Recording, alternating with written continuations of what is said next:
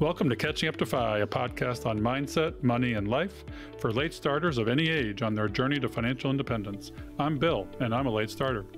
I'm Jackie, and I'm also a late starter, and we're your host. We're here to help you on your journey to financial independence, no matter where you're starting. We're going to talk to experts, other late starters, and explore topics related to our mission. Join us as we catch up to FI together. Hello, and welcome back to Catching Up to FI. I'm Bill Yount, my co-host Jackie Cummings-Koski. And today, or this week, there was an article in the New York Times Magazine that we wanted to bring up because it seemed to have a controversial play in our arena. Jackie, how are you doing today? I'm doing good. We are talking on May 10th. This is 2 days after the huge New York Times Magazine article came out.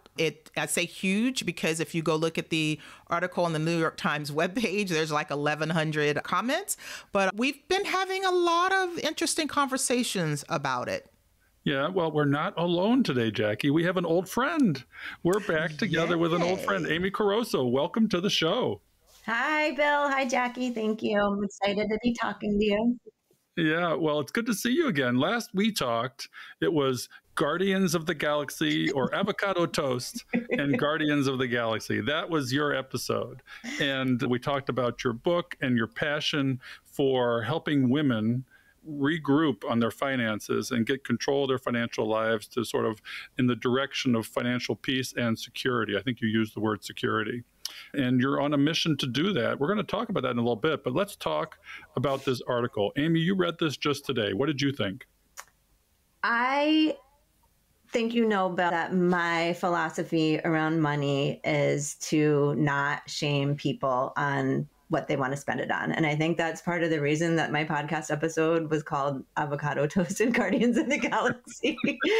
There's this big, gaming culture around what people spend their money on. And one of those things is ultra expensive, $11 avocado toast at Starbucks or wherever it is that you want to eat. My belief is that nobody can tell somebody else what their values around money are. That's the bottom line. So we can give advice and we can coach and we can say, do you have your basic needs met? Are you providing for yourself? Are you providing for your children? Do you have an emergency fund? Are you investing? Is your debt paid down? But at the end of the day, we are working right now for the money we're receiving right now. And we need to take care of our future selves. That is very true. But we also need to take care of our present selves. And if we are depriving ourselves from the things that make us happy, that make life worth living, that make it worth going to our jobs every day, and if that thing happens to be a handbag, an avocado toast, a giant Guardians of the Galaxy Thanos glove, which is what my then 7-year-old decided to spend his money on, then who is somebody else to say yes or no?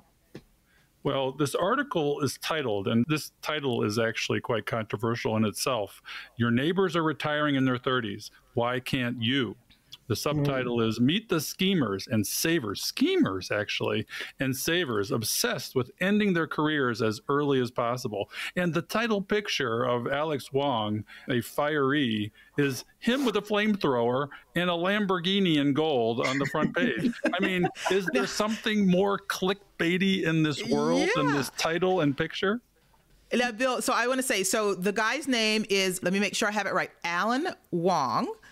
And reason why it got so much attention in like our FIRE community was that the journalists talked to a lot of us at Economy. So we thought it would have a whole different flavor and angle to it. Now, again, that was our fault because once you talk to a journalist, they can angle it any way they wanted to. But when we saw the finished product, we didn't know it would be in that type of wrapper. And that's why that headline seems so odd. But in that headline and that image, there's a lot of stuff in the middle about FIRE, financial independence, in our community that we all know that has simple wealth building strategies and the tenets of FIRE and things like that. And it just seems like this image and the headline just didn't fit with that. And I think that was the main issue for a lot of people. Amy, what did you think? What was your perception of the article here, knowing that we're in that messy middle? We got lost in the middle of this article in a way, but we are the average Joe that is seeking FIRE or retiring on time. Did you feel that you were represented in this article, or was it way off base? I mean, I feel like I was represented by the Jackie part of the article. And the Bill part. Bill had a great quote in there too. And Bill, yes. But the reality is that not everybody is following the same path and not everybody is on the same journey. This guy, Alan Wong, that they interviewed, he's much younger, right? Then all of us, he started this journey at least 20 plus years before I did. I think that I would not spend my money on a rose gold Lamborghini. But if this is what he wants to spend his money on, that's his money. And I'm trying to not go into this like judging anybody again, like what they're spending their money on, because who knows how I would be spending my money now if I had started when I was 25 and I was able to retire at 30 or 35. I have no idea.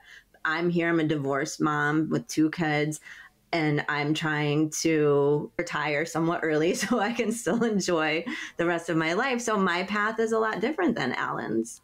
But I think that the juxtaposition was weird. I thought it was weird to mesh these 2 things into one article, to be honest with you. I kind of thought that too, but I think your feedback is a very balanced way to look at it because, and I try to do the same thing, not judge a book by its cover, not be turned off enough where I wouldn't want to read a little more. And honestly, if you start getting into the article, you do start to learn a little bit about him, that he lost his father when he was very young. His father committed suicide. He watched his parents toil at work. So he has a set of experiences when he was very, very young. So I just feel like it would be unfair to judge him too quickly. So I definitely wanted to go through the entire article. And honestly, my eyes were open about this guy and some of the stuff with a lot of the fiery people that we know talking about what we consider more sensible things were in the middle. And it did seem a little weird to put these together, but we all have biases, including the journalists, including me, including Bill, including you, Amy.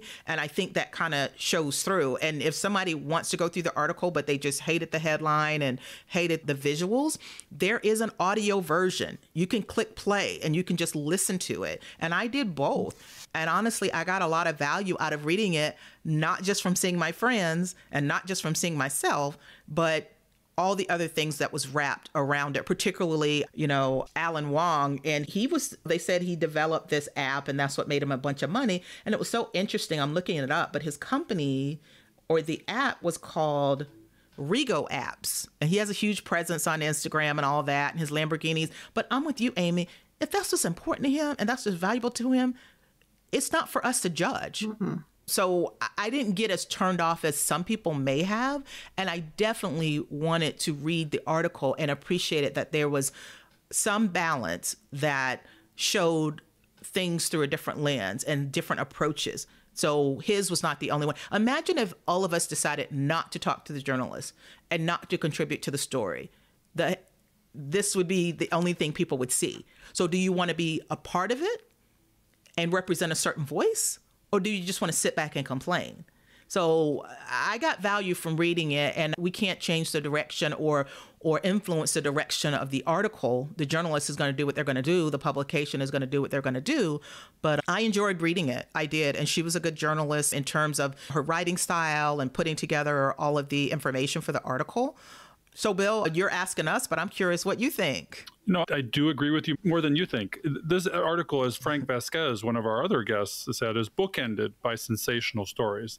In the middle is sort of the meat and the reality. It might get lost a little bit because it's a long article, and you got to want to stay the course. Just like with investing, you got to stay the course and read the whole thing to see a balanced view.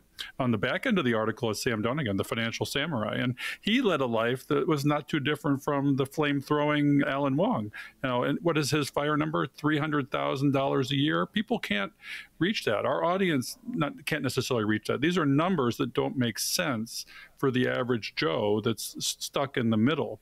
And we want to get the message out there to our folks that as a late starter, which was highlighted in this article, where have you seen an article that late starters, the lost generation, Generation X, the 40s, the 50-year-olds are in there with the 30-year-olds? And that's the nature of our spectrum of FI. I mean, we span all monetary values, all age groups, and you can feel late at any time. Obviously, Alan and Sam weren't late, but own a piece of territory in this article. Becky's quoted there, you're quoted there, Frank Vasquez is quoted there, Diana Miriam's quoted there. She spent a lot of time with us at Economy. She sat down with us for half an hour. She did do a great job. It is well written, and I would just encourage people to read the whole thing and step back. Yeah. That would be the biggest key. And Bill, to your point, I wanted to read a certain excerpt from the article that kind of got buried in the middle. So I want to highlight it here. The journalist is saying, to my surprise, a sizable portion of the FIRE crowd at Economy was older. This wasn't so surprising to Bill Yount, a 58-year-old retired physician who recently started up a podcast with Koski, myself, another friend, Becky Heptig, that speaks to older demographics. And this is the quote that they use from you, Bill.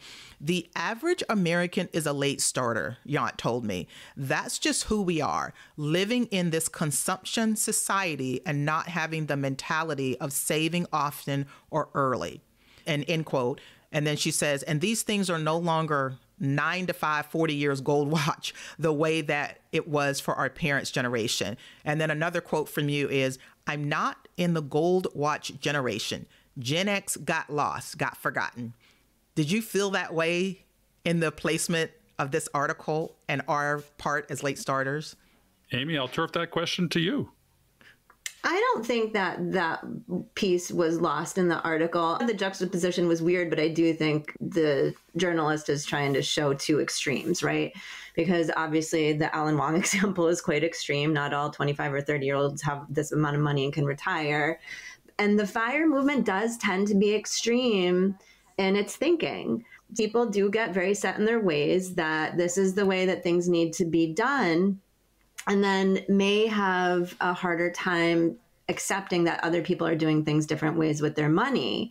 And Bill recently posted something about breaking the taboo about talking about money, and that we should be having conversations around money, like what are people earning and what is your debt and how much savings do you have? So this article at the very least has different people from different perspectives about money, from different walks of life, talking about money. They're doing exactly what you were encouraging people to do, Bill. So when we get people finally to break that taboo and to be in the New York Times, we have to be very careful about starting to point fingers about, is this the right way? Is this the right way? Because it's a conversation. That's what we want, right? We want people talking about money. And guess what? Here we are, the three of us, talking about the article, talking about money. It's working. And I think if anything, that's what this article did. And when I said in the middle, I guess I just meant it was inside the middle of the article versus the headline at the very top or the ending paragraph. We were in the middle in terms of how the article was organized to begin with. But it's nonetheless, you're right. It's valuable information and it's a conversation starter. We're not all going to agree on everything because we have different experiences. We have different ways of thinking. And clearly the journalist, she has her own way of thinking as well. So we got to be fair about that. Well, she did a great job balancing this overall, if you look at it in toto, because the cult of FI is really a rainbow, right? It's a spectrum. And we have extreme ends of the spectrum, and then we have that middle of the spectrum of light. And that's where we sit, in that messy middle, in that more gray zone, if you want to call it that, but it's colorful. And you've just got to acknowledge all the colors of the rainbow. Your financial story is not my financial story, is not yours. There are commonalities that help us get to where we want to go, as Amy always says, with our own values as how we want to spend our money. I do want to bring up another quote from the article, actually, because one of our friends, Frank Vasquez, sat on a panel with you, Jackie, that did a case study with one of the audience members, who's actually a very active member in our community. I don't think she'll be shy, and we're going to probably have her on the show. It's Krista Kim. And she looked for help and laid her dirty laundry bare in front of 500 people. I mean, that takes guts. I mean, this is down and dirty numbers of debts, expenses, all the nasty stuff that hides in our financial closets. And Frank got up there and said, when asked the question about, so what's her real story? He said, wait a second. No, don't you see this? Krista was a teenage mom who grew up in poverty. We are looking right now at a map of a hero's journey. That is the story of our audience, isn't it, Jackie? The Catching Up to Fi crowd. We are looking at a hero's journey. It absolutely is. And our friend Frank Vasquez, he couldn't have said it better. And Krista was so brave in front of 500 people. I mean, we worked with her for many, many weeks to bring this together, but it was epic. I can't think of any other conference or gathering where they would do this massive case study. She had 4 CFP professionals, a tax professional, and an attorney, Frank, working with her. And we wanted to just put this in a more cleaned up, organized, buttoned up way so that everybody could see live how this happens. And we were so happy to have her being willing to share and be so transparent. So it was epic what we did. And then Frank put it well by saying that this is a hero's journey. Hey, Catching Up to Fi audience. This is Bill Young telling you that we have some great sponsors here on our show these days. Jeremy Schneider, who's been on the show and is the founder of Personal Finance Club, has created a couple of great courses that he is giving to our audience at a $30 discount.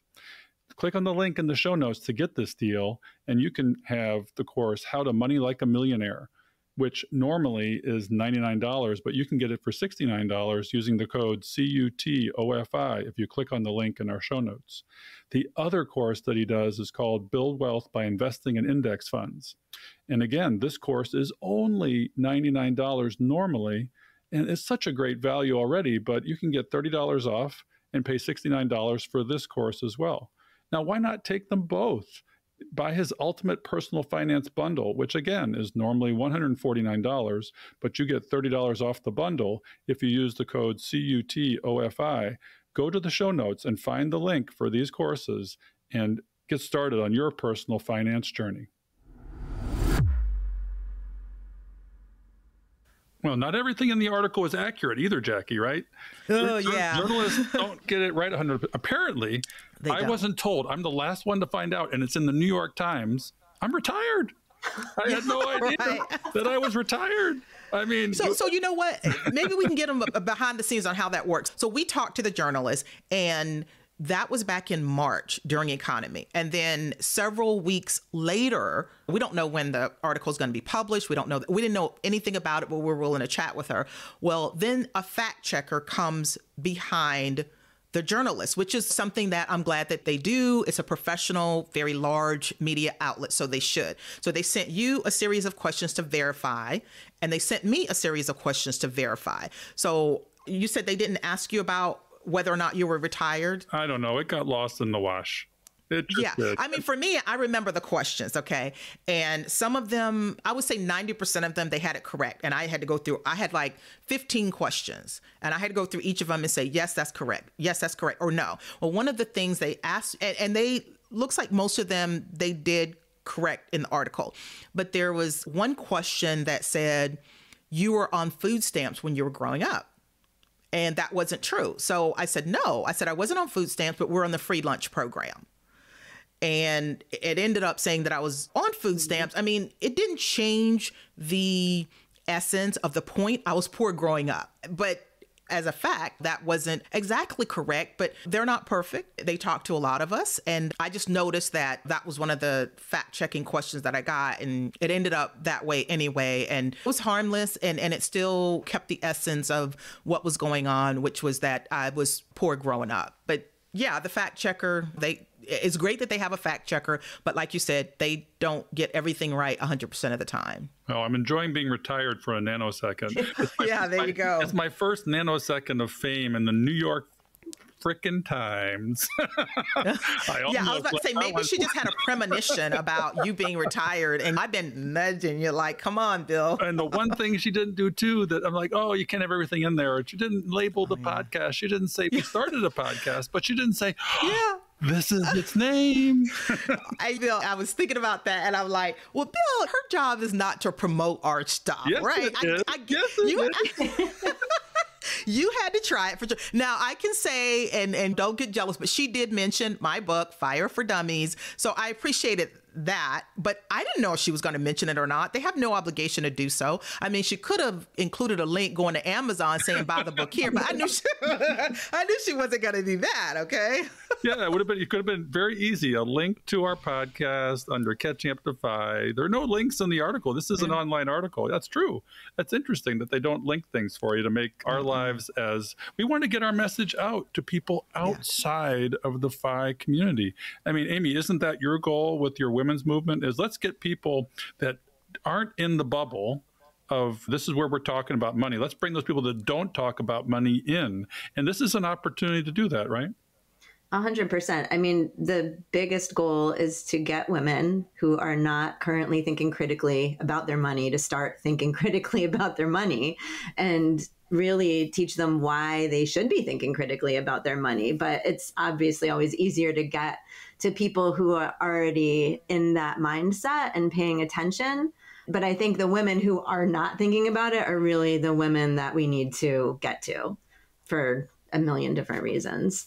Well, we're getting there. I mean, we're in mass media. This Catching Up to FI thing that started as a twinkle in my eye years ago and, launched a little over a year ago is in the New York Times Magazine in one form or another. And it's fabulous to feel that there's a little bit of a reach there. And I hope that there's one person who finds us because of this and finds that their life is altered, their trajectory, their financial trajectory is altered by what we're trying to do, reaching the late starter audience. The interesting thing to me about this is we can't seem to shed that white tech bro origin of the modern day FI. We've evolved so far beyond this. That's like ancient history these days, but it still keeps coming back up.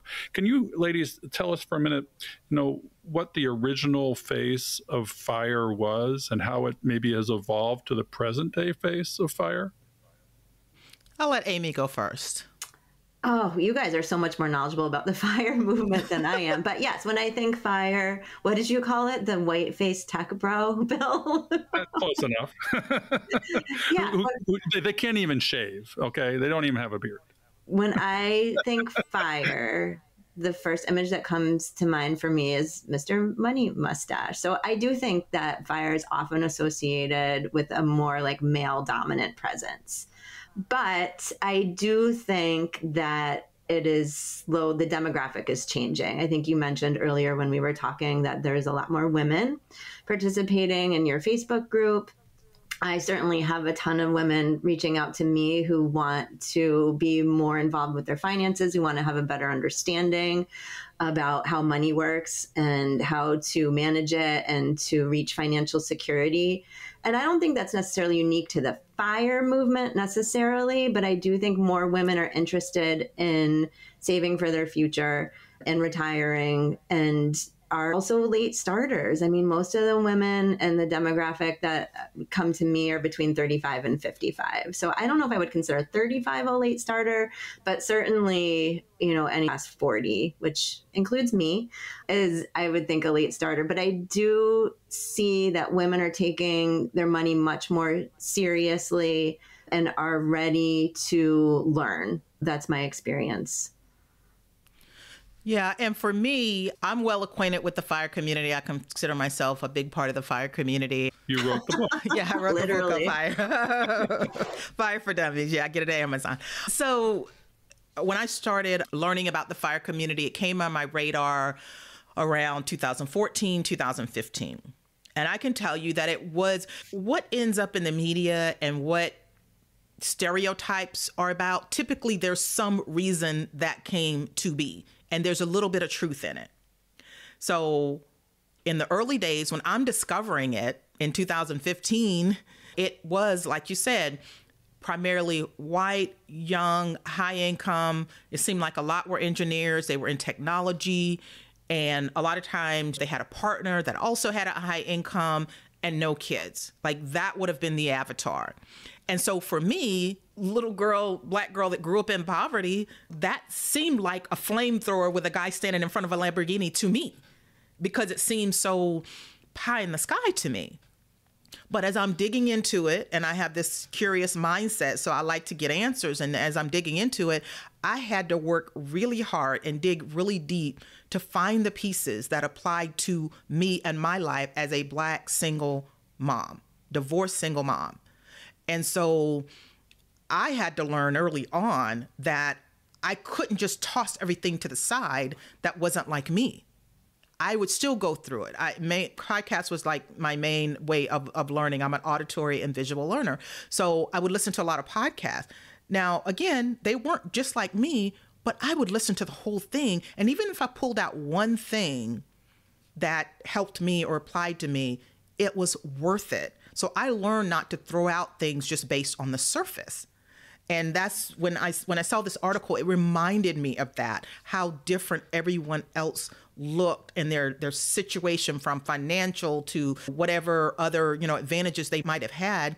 It was hard, but I pushed through it, and I still was able to get something from it. So I remember what the FIRE community was early on. Now, many, many years down the road, I'm applying things to me, adjusting it for my situation. And that was the only way I was able to make movement with my situation, because I was not like a lot of the faces I was seeing. No, I think you're one of the many faces of FIRE now that we all look to, because there's so many different flavors of FI now. It's like an ice cream store. What, I'm chocolate and you're vanilla? No, there's Coast FI. There's lean FI. Yeah, fat FI, which was all over the article. A lot of fat FI. Well, that was super morbid obese FI. I mean, that was way beyond fat FI. But there's so many different levels and approaches to it. Coast FI, you get to your number, and it will grow to your retirement number without adding anything else to it, right? Lean FI, that's where you're kind of shaving it close with your $1 million maybe and $40,000 a year or less than that. And you have your needs met, but there's not any excess to go to maybe the want side of the equation. What other flavors of FI are there? I'm missing them. Barista FI? Oh, Barista Did you mention FI. Barista? Tell me about Barista FI. Which one's that one? Oh, gosh. Just so you know, I'm not a fan of labels. I feel like I wear a bunch of labels already, but these are out there. So I had to put it in my book, but it was just one little chart. Barista FI, the name got its name from someone that just wants to cut out the corporate rat race, get away from that high pressure, high powered job, and do something that's a little more laid back, but still they get a little bit of a paycheck. They get maybe health insurance and things like that at a place like Starbucks. So that's where that comes from, where you just do a little something to help offset things, but you no longer want that big, high powered, high pressure job, and you're trading it in for something that's a little more subdued. Yeah, and I think that's a great point, Jackie, because I think the face of retirement is changing. What retirement looks like for people now is changing. It doesn't always look like I am not working anymore. Today is my last day at work and I'm never going back to work again, and I'm just going to collect my pension or my 401k. A lot of people are working in retirement, and maybe not always because they have to, but sometimes because they want to. They're going to pursue something that they enjoy doing that might pay a lot less than what they were doing in their corporate job, but it brings them a lot of joy and meaning to their life. Maybe it's just part-time. Maybe sometimes it is for the extra paycheck too. But retirement doesn't mean today what it used to mean. There's a lot of people are exploring a lot of other options around what retirement looks like now. Yeah, I am so with you on that, Amy. So when people try to put their own idea of retirement on me or anyone else, and they might say, oh, that's not retirement. Well, that might not be retirement for you, but don't put your measuring stick on me. I've got my own measuring stick, and simply retirement is not what it used to mean. And when we acknowledge that, we don't need to get caught up on the nuances of it. And I love the idea that I'm not clocking in at a day job. That is retirement to me. I retired from corporate America. Now the things we do, I'm hanging out with you and Bill because I want to, because I like you guys and you make me smile, not because somebody else said, this is your metric and this is what you need to do. Big difference. Yeah, well, actually, this week we invited a mystery guest, kind of mystery. He's a little bit clothed in mystery, but Jeff York's coming on. He doesn't like the word retired at all. He calls it graduate. Is that what he calls it? Graduated. He has another word for it, too. He actually hates the word retired. And that he does. gets batted around a lot in the community because there's the FIRE, then there's the FI is the important part, and the RE is really not. And people are discarding the RE.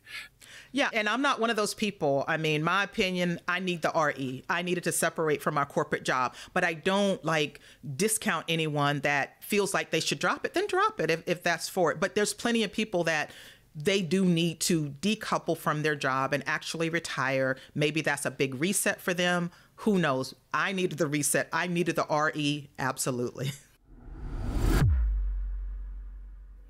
We are super excited for one of our new partners. It's called Create Your Own Financial Plan. And this is a comprehensive video course by our friend Cody Garrett. He's with Measure Twice Money, and he's been on our podcast. And we love this course that he has put out. So if you are a true do-it-yourselfer and you've been wanting to put together a financial plan, check him out. I've gone through the course myself, and I have nothing but praise for it and the quality of work that Cody Garrett does. Cody Garrett is a CFP, so you're getting the mind and the experience of a CFP that you can trust. You just need to go to measuretwicemoney.com/catching up, and you will get $100 off this course. And again, that is Measure Twice Money Catching Up. Yeah, I mean, we have several shows with Fritz Gilbert and others on how do you build, other than just the numbers and the money, how do you build or bridge your life to that separation from maybe your primary job or role in life into a new role. I mean, your retirement is all about financial literacy and passion for correcting the wrongs of our past. And Amy's passion is going to be about helping women achieve the financial fluency that she's achieved. She works a 9-to-5 job as a school administrator in the public school system. And she does this all as a side hustle outside of her regular life. But I could imagine, and I might be wrong, tell me if I am, Amy, that your idea of retirement is being busier than ever with your passion for women in finance. Yeah, 100%. I mean, if you could say, what does retirement look like for you? I mean, I guess eventually it looks like just sitting on the beach, having a daiquiri or something. But right now I feel like this is just where my heart is. I would love to not be punching in and out somewhere for somebody else and doing this full time, just educating women, getting to as many women as I can, teaching them why it's important for them to understand their money, how it works, where it's going, and most importantly, what their own values are around their money and what their mindset is around their money. Because I think your money touches everything in your life, from your basic survival needs to your biggest dreams, right? Food, clothing, shelter, also that massive dream vacation you want to take, also taking care of your children and putting gas in your car, and retirement, right? It touches everything, and it's very emotional. And we all carry around a lot of subconscious stories about what money is and what it means to us. And I think that there's also, as you know, Bill, because we've talked about this a lot, there's an unspoken understanding in Western culture that women are valued less than men financially. We've had conversations, I think, about how women still earn less I think for my numbers are correct, for white women, compared to white men, it's 80 cents on the dollar. For Black women, that goes down to around like 67 cents on the dollar. And for Latina women, it's around 58 cents on the dollar. Yeah, it still exists. We haven't made a whole lot of progress with that. 2% in 2 decades. That's the progress that we've made. Oh, gosh. That's not good. Well, if you look at Caitlin Clark and Wemby there, what's the starting salary of an NBA rookie for men? It was $12.1 million. What's the starting salary for Caitlin Clark? No, you have to take into account her Nike contract, but she was at like $780,000 for the season. It's a huge glaring disparity that makes the point. That's one of the most modern examples. Absolutely. And there's one sentence I also wanted to read from the article that speaks to what Amy was saying. And these are the words of the journalist. Simply learning to understand your own finances can feel, and she says, several fires told me, like acquiring a secret weapon. Secret weapon is in quotes. And someone, I like to use the word superpower, when someone else posted and said, yeah, I'd say superpower, but this was an impactful statement. This was a very important part of the article, this whole concept that learning about your finances, that's a superpower. Yeah, I mean, and a future guest of ours was also quoted in the article. Alan Donegan and his wife Katie are coming on the show. Yes. And they were at Economy, and they talked to Amy Wong, the reporter, as well. And I find what they said also very important to our community. They say, I think people can accumulate money to the detriment of their health and happiness, says Alan Donegan. Yeah. And they live a nomadic lifestyle, and they coach fire newbies towards their resignation letters by, quote, trying to show money as a tool to create your version of an extraordinary life, end quote. And I've never met a more positive person in my life than Alan Donegan, the rebel entrepreneur.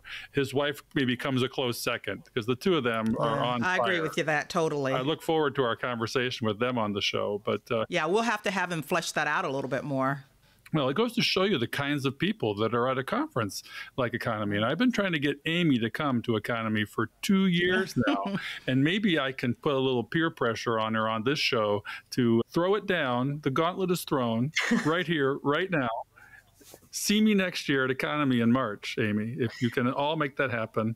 And if not, I'll help you make it happen. All right. Yeah. Economy. And Amy, I live in Ohio, so come visit me and I'll get you some Skyline chili dogs that you just cannot resist. I'm in Connecticut. It's a 9-hour drive, Jackie. I could be there by tomorrow.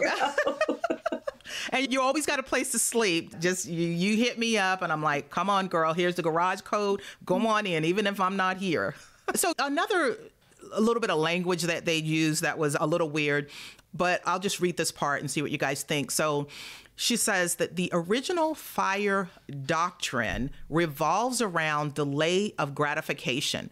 Save your money, ideally 50 to 70% of each paycheck, instead of spending it immediately. And when you've amassed enough of a nest egg, quit your job and take the rest of your life for yourself.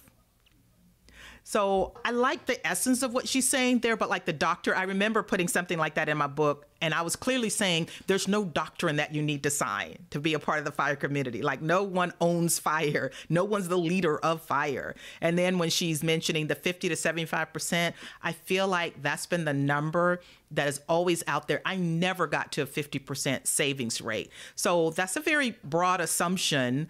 And I think I was kind of hard on myself trying to get to that. It doesn't necessarily require that. You just got to look at the whole picture. But the 50 to 75% savings rate, I think, might turn some people off, and they might feel like, oh my God, that's huge. I will never get there. And the whole idea, like our friend Sarah Catherine that wrote But First Save 10, if you start there, you just continually escalate it as your income increases, as your salary increases. If you start moving it up, that will give you the progress that you need to at least start moving in the right direction. The most I got to, I think, was like a 40% savings rate. So I never got to that elusive 50 to 75% savings rate. I didn't either, and we haven't either. We hover between 30 and 40%. And it depends on the year. It would be a fun goal to get to 50, but we found that it becomes a little deprivational to push it past 40. The car gets going a little too fast. It starts shimmying, and we're like, no, that's not good. We don't need to speed to down this road. And I actually, as you guys know, I cut back on work in order to lengthen my career beyond burnout. There's so many factors that go into your savings rate. It is not just a number. Certainly, if you want to, and we all know from the Shockingly Simple Math article that Mr. Money Mustache, our friend Pete Adney, talked about on a recent show, the math is straightforward. If you save 50%, you're done in 12 years. It's give or take. And you did it in 10, Jackie, on a savings rate less than 50. So there's other things that you did, and we'll hone in on some of those nuances maybe in future shows. But you've got to have some mile markers, and you've got to know where you're going to get. And so you can be patient with yourself in that process of getting there, in that messy middle that I'm still in. I got another 5 or 6 years. Well, look, not according to the New York Times. You're done, Bill. You're out. Well, I'll just let myself be retired there. Everybody got a little confused there. They didn't realize that a retiree was doing this podcast. Nope, I'm still a working student. I wanted to just comment quick about the 50 to 75% rate. I think somebody new to learning about FIRE, that sounds like a very intimidating number to just throw out there and say, oh, that's what you need to start today. You got to start saving 50 to 75%. I think everyone has to remember it's a process. Everyone's starting somewhere different. Some people may have no debt. Some people may have a lot of debt. Some people like you and me, Jackie, may be single parents trying to support kids and run a household on your own. So, said, just start with 10. Yes. Yeah. Sarah Catherine. And the book is called But First Save 10. Yeah. So starting out with that. Start somewhere, right? Yeah. What did we say, Bill? I think last time I was on, it's important to just start, right? We're starters. You got to start somewhere and don't compare. You have to be very careful. Don't compare yourself to where somebody else is or where somebody else is starting, because we all are starting from different places. I remember that. I got to go back to your episode because there's a quote in there that we've got to put on the website. You were on it. We were almost there. I just can't. It's on the tip of my tongue. But you said something that is sort of a mantra for the late starters. That everybody's focused on the late starter, but we're all starters, and we should all be congratulating ourselves for starting. That's the quote. Yeah, that's the quote. That was the one. Thank you. Well, and a little other nuance to what you were saying, Amy, is that some people calculate their savings rate differently. Some people do it on net. Some people do it on gross. Mm-hmm. Some people include their employer match. Some people don't. I did sort of put that in the book, and the main thing is just to be consistent so that you can see your progress. Mm-hmm. So I don't care if you use net, I don't care if you use gross or whatever, but track your progress with the whole thing. And Bill, you were mentioning that Mr. Money Mustache was mentioned in the article because he is obviously one of the most recognizable voices in the community. But you know who they left out? That to me, you can't write a book, an article, anything about FIRE without mentioning? Your friend, J.L. Collins. They did not mention J.L. Collins. I know. I'm like, how can you write an article and not mention J.L. Collins? But she did include, she said, Jacob Lund Fisker, she mentioned. But let me read that one. So it was just kind of funny. He wrote the book Early Retirement Extreme. He goes back way to the beginning. That's the dark ages of... Yeah, and he was definitely great. I just don't hear it talked about that much. I know his name, but it definitely wasn't something that was in the forefront for me, and I just don't hear it as much. But she put this in quote. So it's simple because the main principles fit on a Post-it note. Jacob Lund Fisker, a Danish former astrophysicist who is often thought of as the father of the FIRE movement, told me. So somebody obviously must have shared that. That's how they think of him, as the father of the FIRE movement. I never thought of him that way, although he's brilliant. He wrote a lot. He was one of the early guys. I just never heard him referred to as the father of... Have you heard him referred to that way, Bill? Not as the father, but I know that the extreme is significant. He lived on $12,000 a year and lived out of a van, if I'm not mistaken. Now, that sounded crazy to me when I first was exposed to the FIRE movement. So the frugality, the minimalism, that used to kind of bother me, and that was a turnoff for me as well. So the $12,000 a year seemed a little crazy, but luckily, I didn't stop there. I kept digging, and I found a lot of other different approaches. Yeah, I mean, I think as we all would acknowledge now, the balanced approach is the healthy approach. You got to balance your physical, your mental, your emotional, your social health, your capital health, your financial health. Or you'll burn out. Yeah, there are many spokes to the health wheel, and finance is only one of them. And focusing on that one to the exclusion of the rest, you may die and have a bunch of money, but you'll be the richest guy in the graveyard.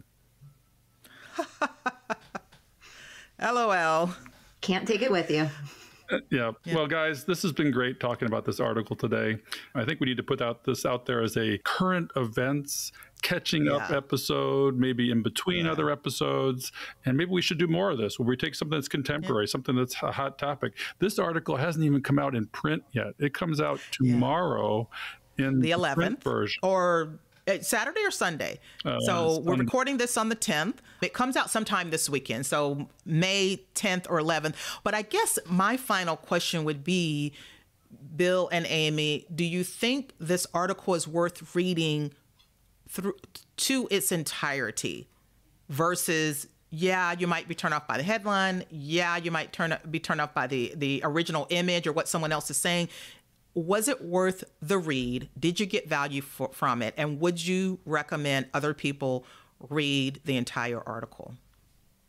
I think it's worth reading. I think the only way to read it is to read the entire thing, because otherwise you're only getting one perspective of how somebody is making their money and retiring. And I think the whole point of the article is to show the different perspectives between kind of a younger generation and how they're retiring and spending their money, and then compared to late starters and what their experience is and how they're spending their money, and what maybe the values are between somebody who has started at 25 or 30 and somebody who started at 45 or 50. So I feel like if you don't read the whole article, you're missing the point of the article. And I mean, I can't argue with them with the cover picture. It's sensational to see this young guy in front of this Lamborghini, and he's got an Iron Man suit. I can't remember if that's in the picture they just, but I mean, come on, how cool is that? He's got an Iron Man.